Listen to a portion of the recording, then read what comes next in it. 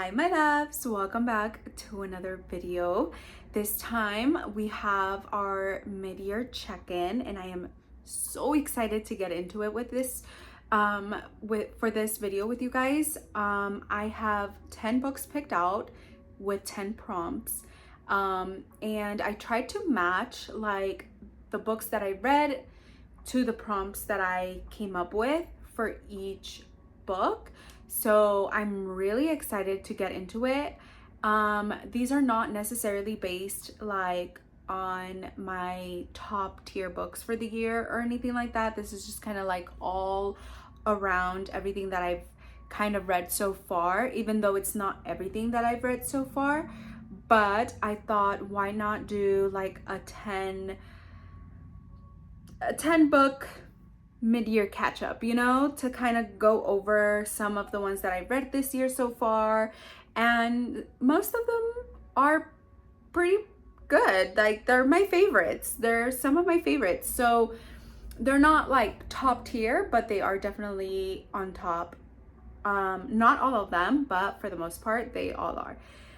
So anyways, without wasting any much time, let's get into it. So for the very first book that I've picked for this actual, for like the 10 prompts, oh my god, I'm already spacing out, that's crazy. Anyways, starting off with the very first prompt, we have, it was cheesy, it was spicy, and I smiled the whole time. I want to say that for this one, I kind of like based it more on the vibes and everything, because even though it didn't have like the biggest plot in the world, it was a really good time. And I'm talking about My Funny Demon Valentine by Aurora Ascher. She actually pleasantly surprised me with this book because I was not expecting it to be this freaking good. To be honest, I was expecting it to be like very plotted, you know what I mean? Like, I expected it to have like a lot of plot and stuff like that, a lot of like super romantic or like very spicy, but it was very well balanced, and it was also super freaking hilarious. I cracked up the entire time, and so honestly this was just picked out of pure vibes. So yeah, really enjoyed that one. And then the next one, I have the Sorry Coach, but Your Daughter is the Real MVP. This is a sports romance, and honestly, it definitely gives that vibe of like, yeah, your daughter is where it's at, coach. And I'm willing to be kicked off the team for it, okay? I know this one is not a lot of people's favorite, and a lot of people have like mixed reviews about this one, but honestly I liked it and I enjoyed reading it, so why not? And that is The Defender by Huang. Now this one is for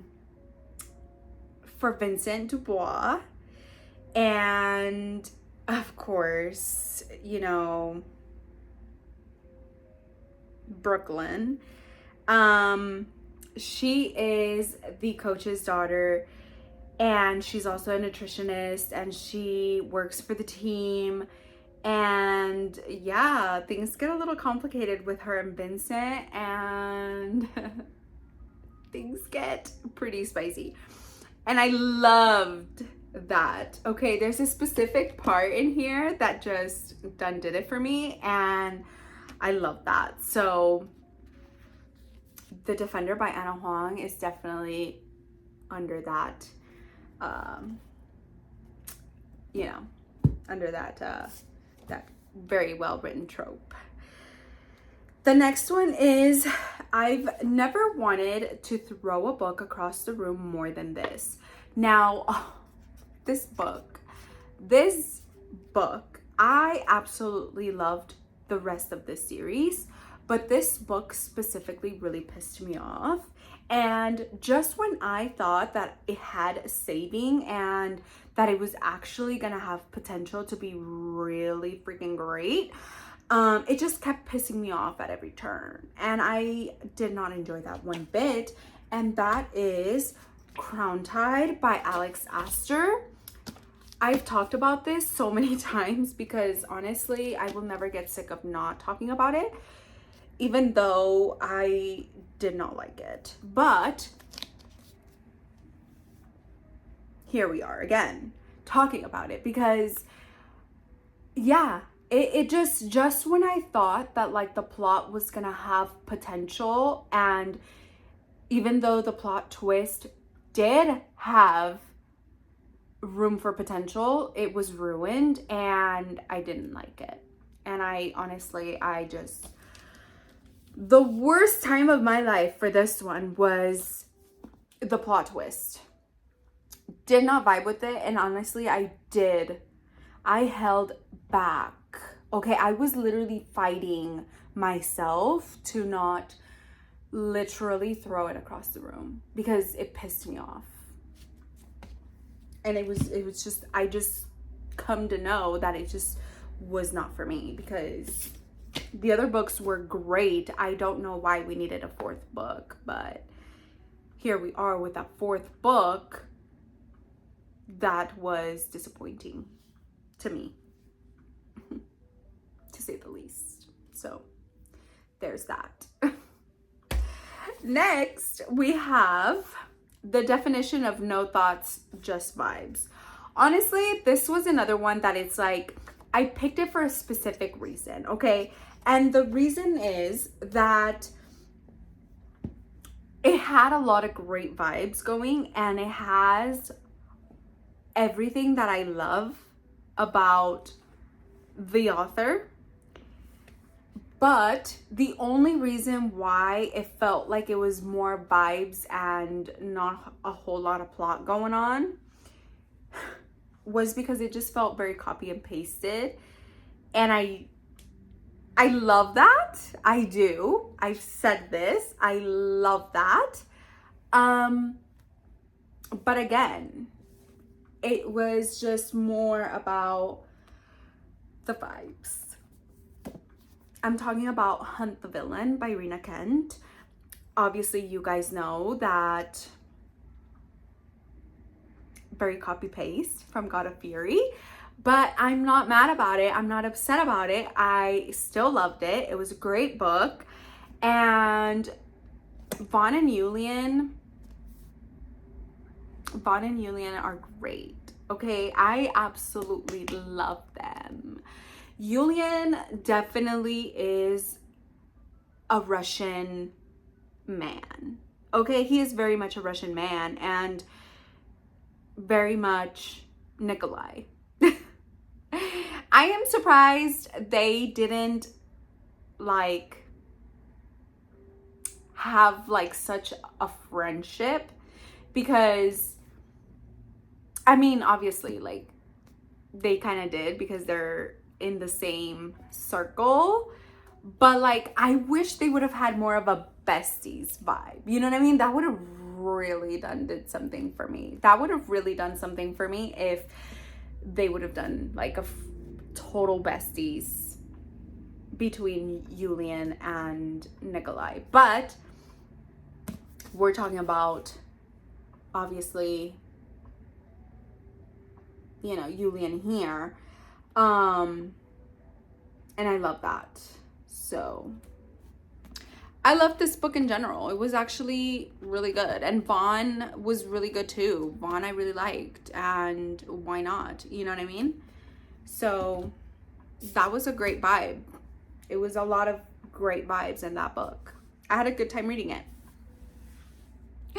This next one is, I have not finished the series, but that does not mean that I can't pick it, because honestly, I finished this book specifically, and I would do anything to start rereading this series again for the first time, because I love it so much. I love it so much. I just know that it's going to be one of my absolute favorites for the year. And I'm talking about I Would Let the Shadow Daddy MMC Ruin My Life, No Questions Asked. Yes, indeed. We have been proved time and time again that Shadow Daddies is where it's at. Okay? We've met many Shadow Daddies that we love. And the fact that North has now joined that lineup, it just brings joy to my little reading heart. You know what I mean? Like, it just makes it 10 times better, because you can never have too many Shadow Daddies around. You know what I mean? Something about the shadows and the way that these men manipulate them is insane, and it's gonna do it for me every single time. And if you guys have not met North Draven, I suggest you guys meet him, because you guys are gonna love him. I'm talking about the Bonds That Tie series. Oh, Nox. Oh, Nox. The shadow manipulator that you are. He is the type of man that does not share, okay? But mind you, he is forced to share, okay? He is forced to share, unfortunately. And he hates every minute of it, honestly. I feel like he really does not vibe with it, but because of the people he's having to share her with, he kind of like vibes with it a little bit. But also, he struggles with it. He's very possessive obsessive, okay? He's like very mine, you're mine type of girl, you know what I mean? And yeah, North, please go meet North and his human devouring shadows, because I promise you guys are gonna love him. You guys are going to love him, okay? I promise. And there's not one, there's two. So yeah, please, I'm telling you right now, you guys will not regret starting this series ever, because it's gonna be the best thing to ever happen to you this year. I know it's the best thing to happen to me this year so far, so I am not even mad about it.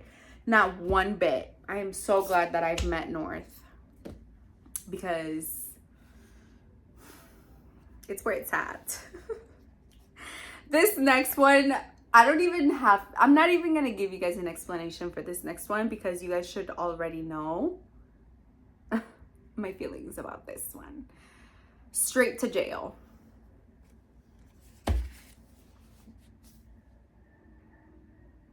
Both the MMC and the FMC can go straight to jail, and with no possibility to parole, please.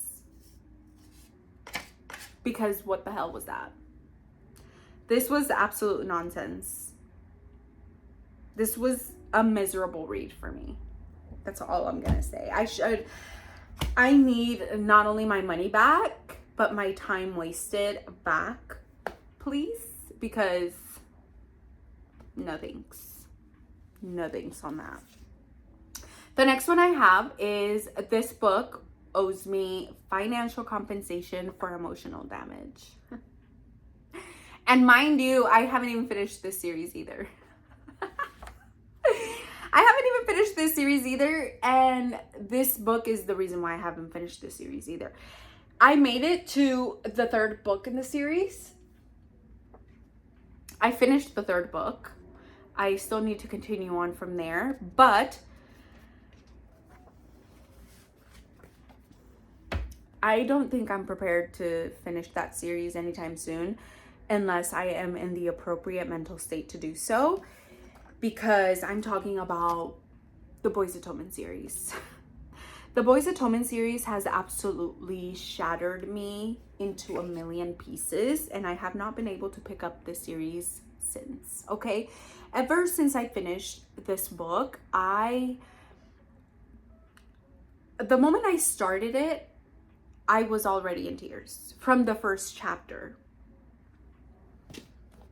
And then I continued to read it, and it just kept getting worse from there. And the second book was a little bit of like joy, but also freaking heartbreak. But this one, This one that started it all, just, it's beautiful. It's absolutely beautiful. But the emotional damage, I questioned myself throughout reading it if it was worth breaking my heart that way and putting myself through those emotions. It was insane. It was literally insane. Like, what do you mean? I don't regret spending my money on it though. I would do it again. In a heartbeat. The next one is permanently altered my brain chemistry, but in a good way. Yeah, let me tell you something. I will always gravitate towards an age gap. But this one specifically is not just a regular age gap. It's also a sports romance. And it's a boss and employee. But she's not the employee. He is. And she is the boss, if you know what I mean.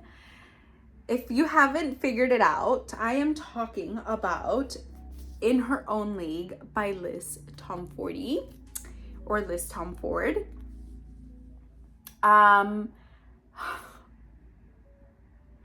This was so good. Everything about Monty.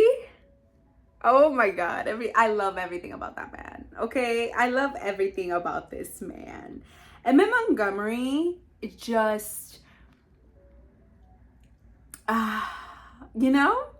You know what I mean? Like, do I even have to explain myself at this point? Because if I have to explain myself why I love Emmett Montgomery, then you need to read this. Because it's that simple. I should not have to explain why I love him if you've read this book. Okay? And Reese. Oh, Reese. She is a fine, curvy girl. Okay? I love her. I love everything about her. She's probably one of my favorite FMCs when it comes to like sports romance. I really enjoyed her. Really enjoyed her. And this was my first Liz Tomforde book and I ate it up. Okay, I absolutely ate it up. Loved everything about it. Loved it. Then we have, the next one is, if a fictional man said, "Who did this to you?" like this, I'd pass out. Honestly, yeah, I probably would pass out. Because no man in real life could ever. Okay, I will say that with a full chest, that I don't think a real man could ever. Because Ford Grant from Wild Love, in my opinion, does that so well. If you know what I mean. After Rosie had to leave her job because of what happened, oh, he handled that. He handled that all right, okay? He handled that so well that even though it really pissed Rosie off, I know she fucked with it. I just know she fucked with it. I know she was vibing with it. I know she was internally, she was vibing to it. Okay, I just know it. Like, she just had to be pissed off because obviously, like, she had to be pissed off, right? She had to be pissed off at something he did. But I just know that internally, she was kicking and giggling and kicking her and just having a time for the fact that he did that for her. Go read Wild Love if you haven't, because Ford Grant, it's where it's at. And he's also very much fuck your boyfriend type of vibe. Okay. Oh my God. Love that. I had a time reading this one. So please do me a favor and go read it. Okay. Then we have would sacrifice a minor character for them. And I honestly, yeah, So far, this has probably been one of my favorite, second favorite. I'm gonna say second favorite. Second favorite fantasy book that I've read. And you guys know I loved it because I talk about it in every video, but One Dark Window. I would honestly sacrifice any minor character for Elspeth. Absolutely, because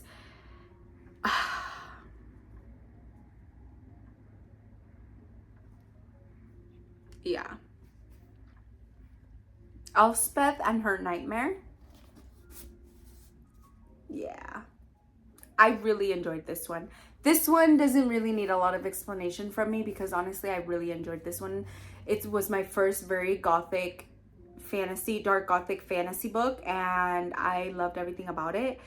And I would honestly, I would do anything for, like I said, I would sacrifice any minor character for Elspeth in this case. Any of them. Any of them. Because top, like I said, it's probably second. First, I would put the Bonds That Tie series, but second would be this one for a fantasy, for a character who I would sacrifice a minor character for sure. This one. But that was 10 books. And we're done already. Can you guys believe it?